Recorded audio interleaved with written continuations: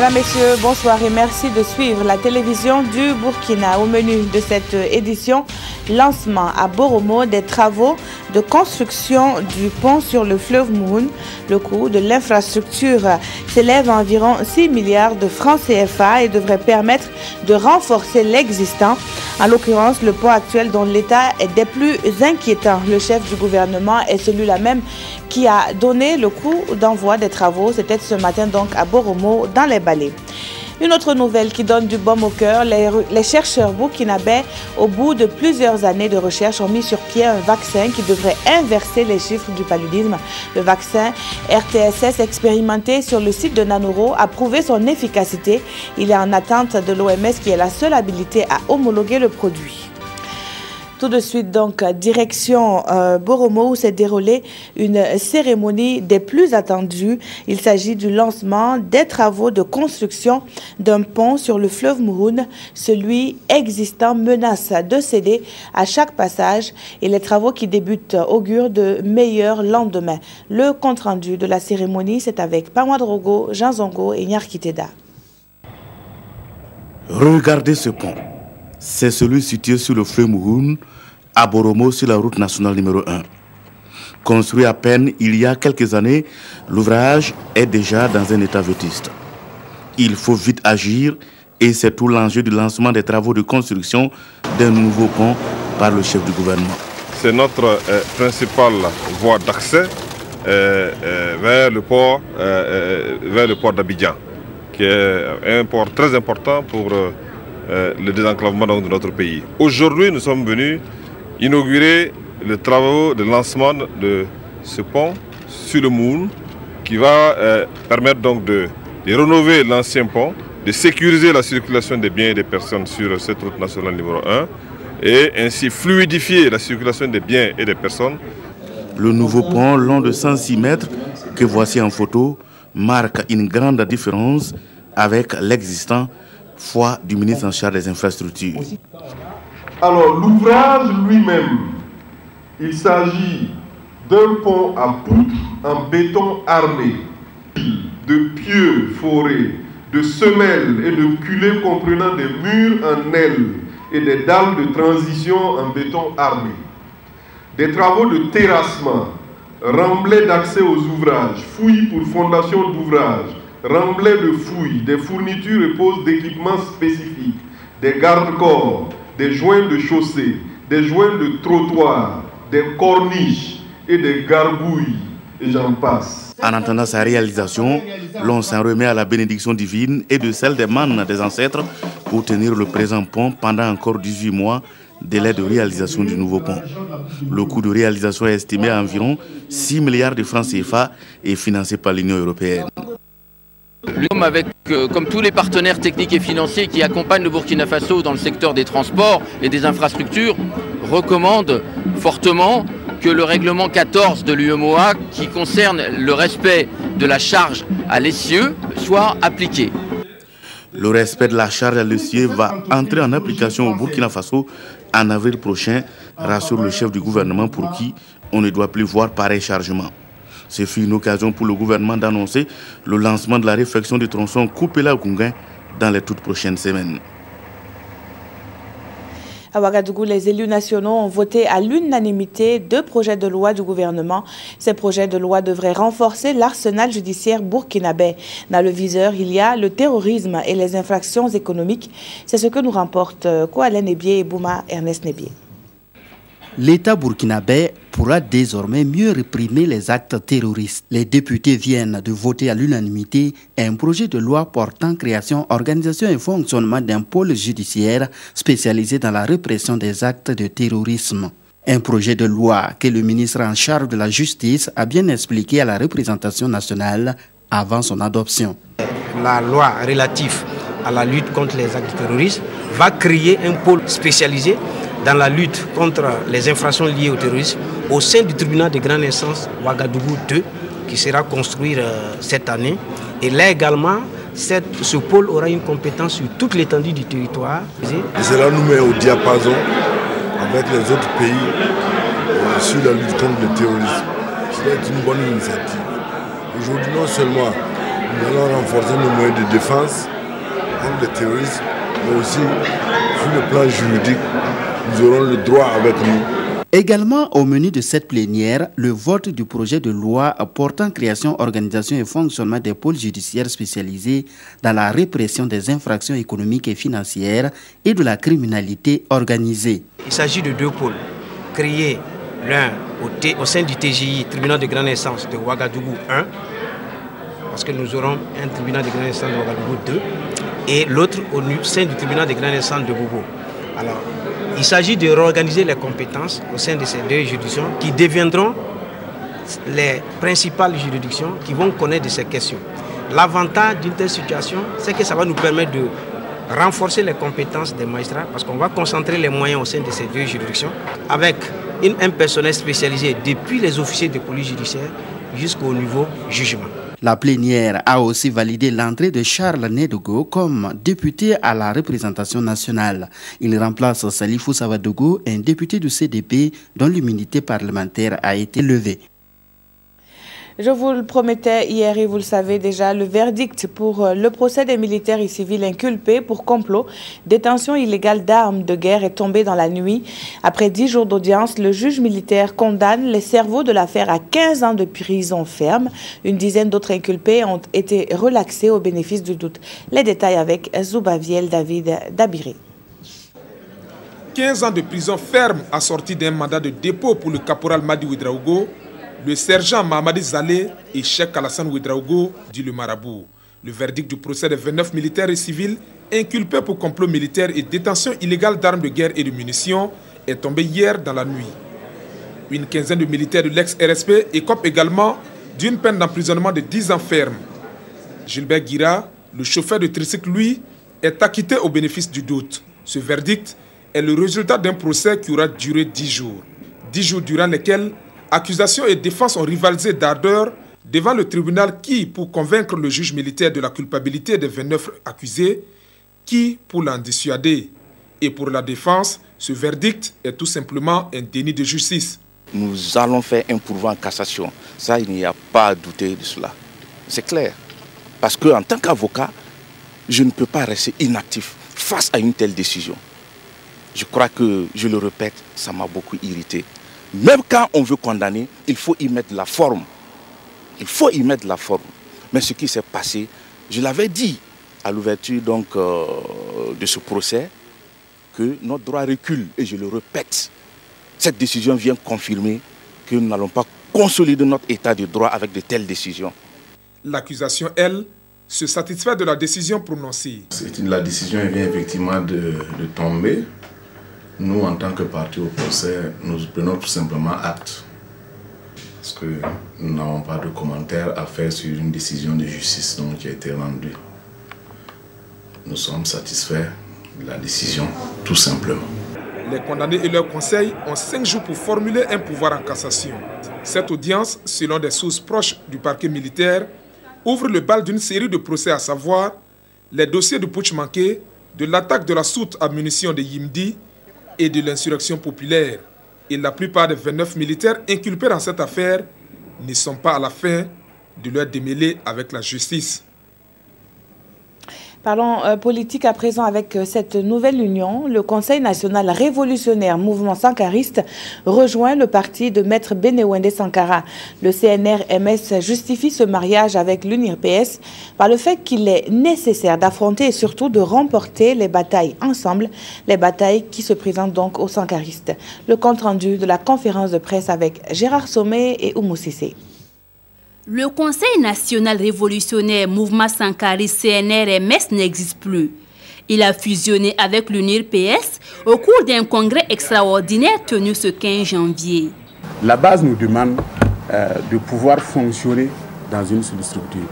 Donc c'est pour réellement accéder à cette volonté de la base de se retrouver en tant que camarades sankaristes dans une seule structure pour mieux, comme nous l'avons dit, affronter les batailles qui se présentent à nous.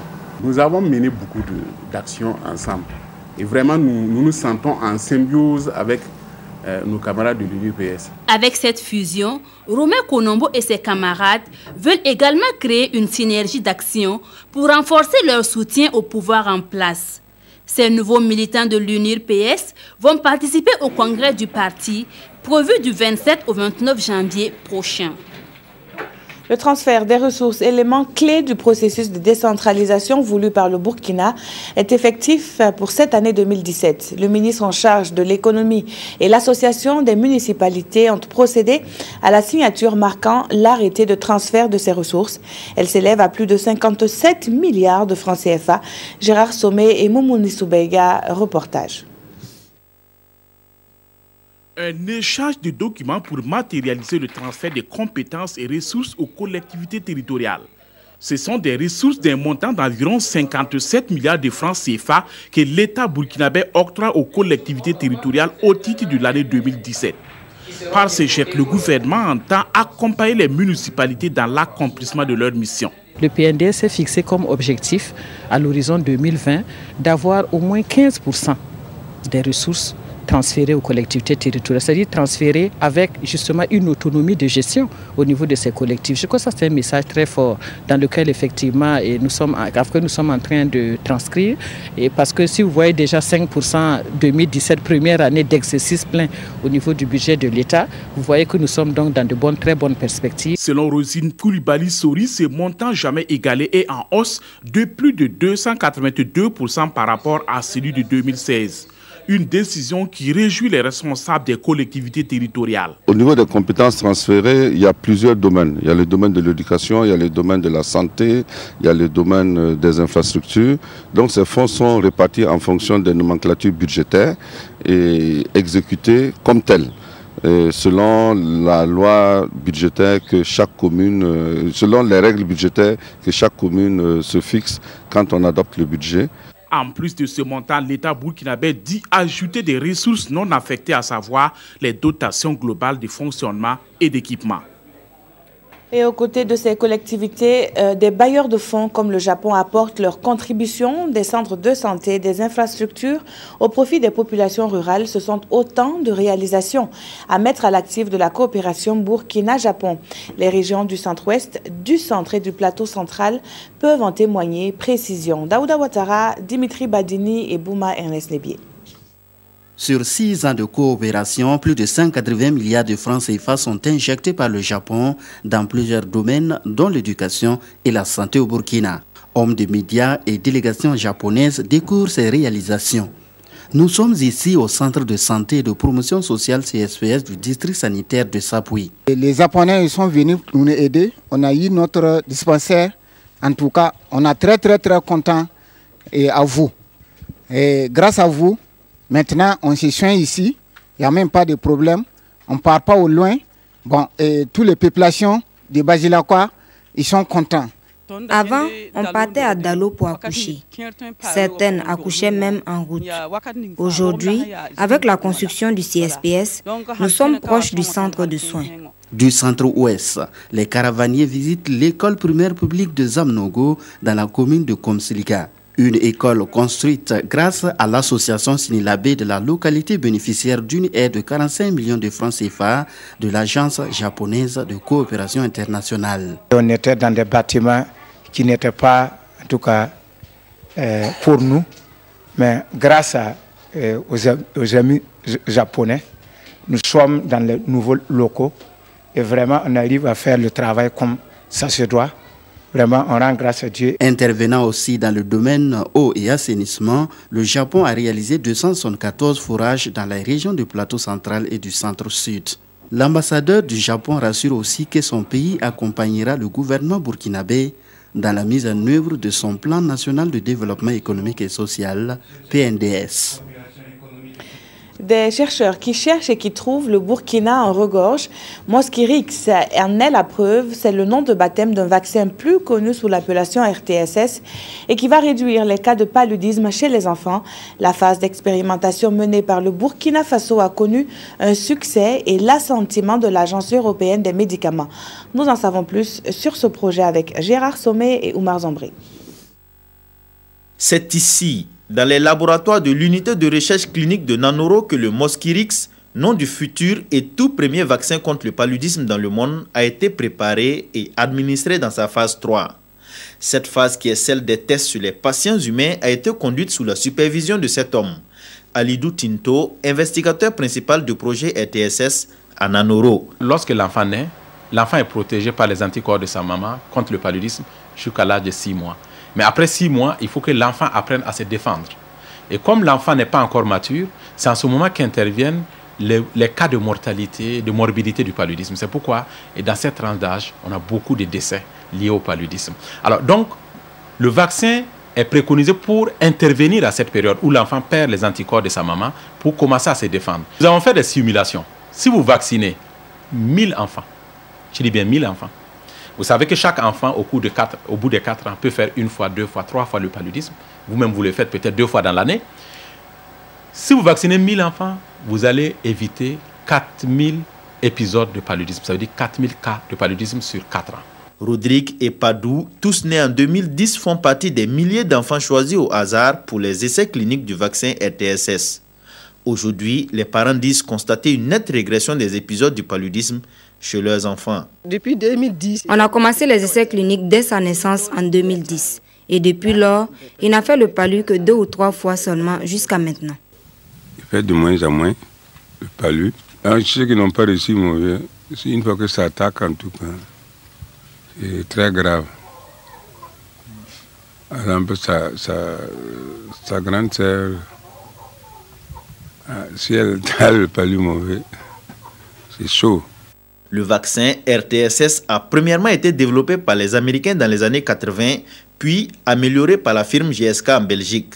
Le Burkina Faso a dû batailler dur pour être retenu parmi les nombreux pays qui ont postulé pour conduire ces essais cliniques. Nous avons été sélectionnés parmi 11 autres institutions dans 7 pays africains, mais il faut rappeler que le Burkina était le seul pays d'Afrique de l'Ouest francophone où ce vaccin a été testé. Et donc c'est ainsi que l'IRSS a été sélectionné pour tester ce vaccin au niveau du site de Nanoro. Les espoirs de plusieurs millions de personnes à travers le monde sont tournés vers cette unité de recherche clinique de Nanoro, car le vaccin RTSS en essai n'est plus qu'à une marche de sa vulgarisation à l'échelle mondiale. Le produit a déjà obtenu le feu vert de l'Agence européenne des médicaments et n'attend plus que celui de l'OMS pour entamer le combat contre le paludisme. Donc il est important de voir au-delà de ces cas évités. Qu'est-ce que ça a permis d'éviter comme décès liés au paludisme? Et quand on parle de mortalité en science, il faut de grands échantillons. C'est pourquoi l'OMS préconise qu'à partir de 2018, ce vaccin soit déployé de façon progressive dans 3 à 5 pays pilotes où on va vacciner une grande population d'enfants. Ça permet également de résoudre les questions opérationnelles. L'unité de recherche clinique de Nanoro ne compte pas s'arrêter en si bon chemin. Le travail continue pour améliorer l'efficacité de ce vaccin, voire trouver une deuxième génération du RTSS. Mais en attendant, si ce vaccin venait à être commercialisé peut-être dans 4 ou 5 ans à venir, c'est tout le mérite de la recherche burkinabé qui sera reconnu et confirmé. À présent, une autre histoire qui prouve que la solidarité fait encore partie de nos valeurs. Il y a 2 ans, un reportage sur votre télévision publique révélait l'anomalie des jumeaux aux pieds équins. Eh bien, Wen Panga et Wen Kuni, aujourd'hui âgés de 4 ans et demi, ont retrouvé l'usage complet de leurs membres inférieurs. Grâce à de bonnes volontés, la déformation dont ils souffraient depuis leur naissance fait partie du passé. Amadou Ligué est allé à la rencontre de ces jeunes enfants. Suivez plutôt. Ils peuvent aujourd'hui se déplacer normalement et jouer comme tout autre enfant de leur âge. Il y a 1 an et demi, ce n'était pas le cas. Wen Kuni et Wen Panga, 2 frères jumeaux, marchaient ainsi sur la pointe des pieds. Une anomalie appelée par la médecine la marche à pied équin ou walking syndrome en anglais. Après des semaines de traitement dans les services de la kinésithérapie de l'hôpital Souro Sano de Bobo-Dioulasso, les 2 jumeaux sont complètement guéris. Une fierté pour le médecin traitant. Au dernier contrôle, on a vu que tous les 2 enfants avaient maintenant ce qu'on appelle un appui, un appui. C'est-à-dire les 2 pieds, ils pouvaient les poser maintenant à plat au lieu de marcher sur la pointe des pieds. J'avoue qu'on a été satisfait. On ne va pas dire qu'on avait un sentiment de fierté, mais en tout cas on avait le sentiment du devoir accompli. Parce que l'objectif du départ, c'est que ces enfants puissent poser leurs pieds à plat au sol. Et c'est ce qui a été fait, sans passer par la chirurgie. La diffusion du premier reportage sur la situation de ces enfants en juin 2015 a touché à l'époque la sensibilité de pas mal de téléspectateurs. Grâce à ce jeune opérateur économique qui a pris en charge la totalité des frais médicaux, la déformation des pieds de ses enfants appartient dorénavant au passé. Moi, si j'étais malade une fois, il y a quelqu'un qui m'a soigné. Parce que j'avais besoin aussi d'un soutien. Et par un coup de cœur, quelqu'un de très bien placé, et que je tais son nom, mais la personne saura de qui je parle, et m'a soigné aussi. Donc, je ne m'attendais même pas à avoir ces moyens-là pour me soigner. Et j'ai demandé à beaucoup de gens qui n'ont pas réagi. Et Dieu a touché le cœur de cette personne-là, qui l'a fait. Donc c'est normal aussi que je puisse, si Dieu me donne cette possibilité ou des moyens pour pouvoir aider, je dois le faire sans arrière-pensée. Et je suis un père aussi. Les jumeaux sont nés de parents démunis, certes, mais la famille Bado peut tout de même se sentir heureuse. La santé recouvrée par les garçonnets n'a pas de prix. On n'a jamais imaginé que nos enfants allaient marcher correctement un jour. Sinon, ils sont nés triplés, mais celui-là même qui marchait bien est décédé. Aujourd'hui, grâce à de bonnes volontés, tout est rentré dans l'ordre. Nous remercions le bon Dieu et tous ceux qui nous ont aidés. Ce type de malformation dont souffraient Wen Kouni et Wen Panga n'est pas rare. Le pied équin, selon les docteurs, fait partie des principales causes de consultation dans ce centre de kinésithérapie de Bobo-Dioulasso. De cette histoire qui finit bien, il y a celle qui commence mal. Pour des présumés délinquants pris au filet de la gendarmerie, la brigade de recherche a rendu public ses investigations sur 2 enquêtes, le démantèlement d'un réseau de faux recruteurs pour des sociétés minières et la saisie de plusieurs litres d'huile impropre à la consommation. C'était au cours d'une conférence de presse dont le compte-rendu est signé Moussa Ouedraogo et Adama Koulibaly.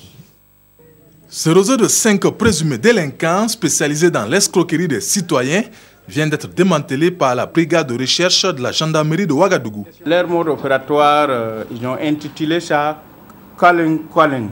C'est en anglais calling calling, qui signifie une technique pour se faire remettre de l'argent et qui consiste à envoyer un texto sur plusieurs numéros de téléphone anonymes pour faire croire à ces personnes-là qu'ils ont des opportunités d'emploi. Alors, l'arnaqueur va vous demander auparavant si vous aviez déposé une demande d'emploi sur la mine. Alors, vous qui n'avez pas fait de demande, ça va vous intéresser, vous l'appelez pour être dans le lot là.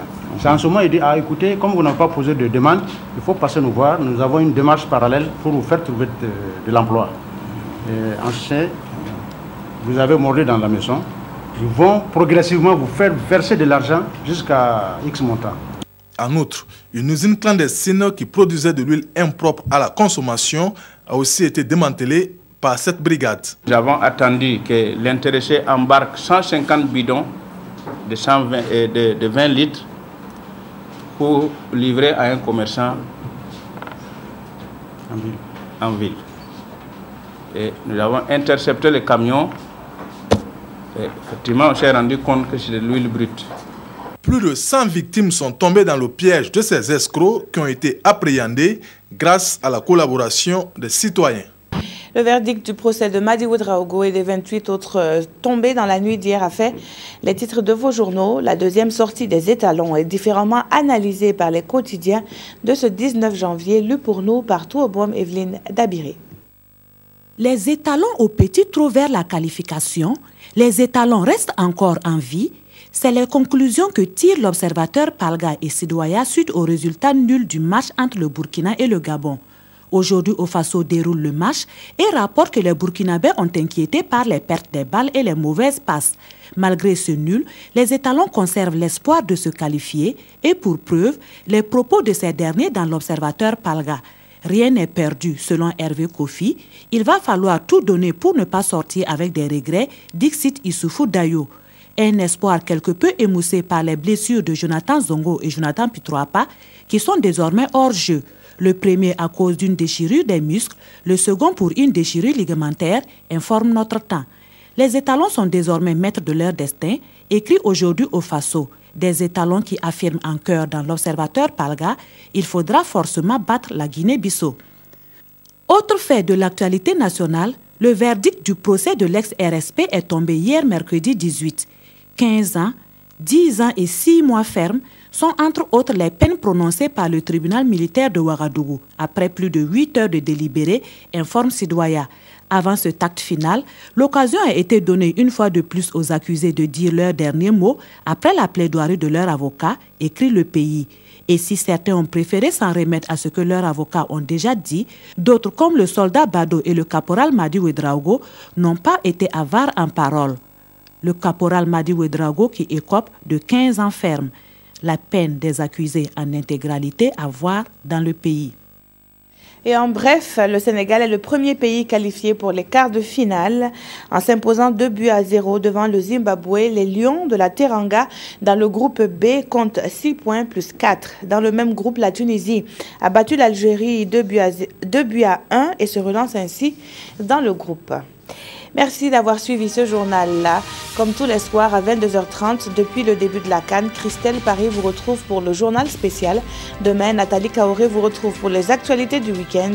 À bientôt et très bonne soirée sur la télévision du Burkina.